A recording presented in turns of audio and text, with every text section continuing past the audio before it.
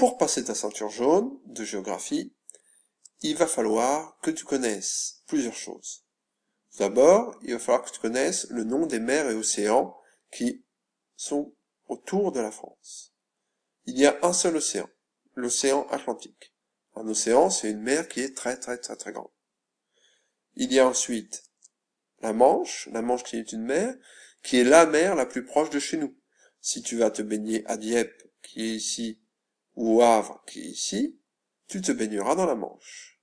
Il y a ensuite la mer du Nord, qui est au nord de la France, et maintenant au sud, la mer Méditerranée.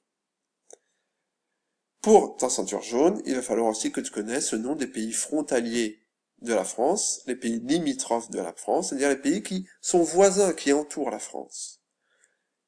Je te conseille, pour les apprendre, de commencer par le nord, ici, et de les apprendre en descendant vers le sud pour n'en oublier aucun. Il y a donc le Royaume-Uni, qui, si c'est un pays qui est une île et est relié à la France par un tunnel, ici, le tunnel sous la Manche.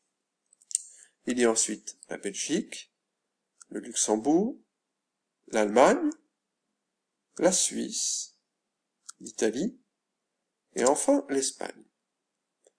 Pour avoir ta ceinture jaune, il va falloir aussi que tu connaisses les capitales de ces pays. Je te rappelle que la capitale de la France, c'est Paris, ici. La capitale du Royaume-Uni, ça va être Londres.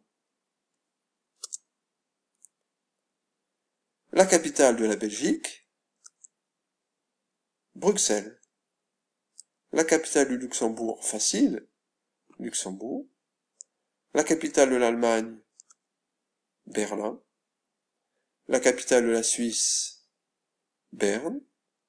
La capitale de l'Italie, Rome. Enfin, la capitale de l'Espagne, Madrid.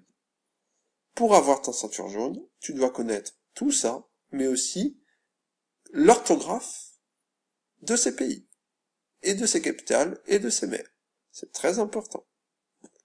Allez, bon courage, et au travail.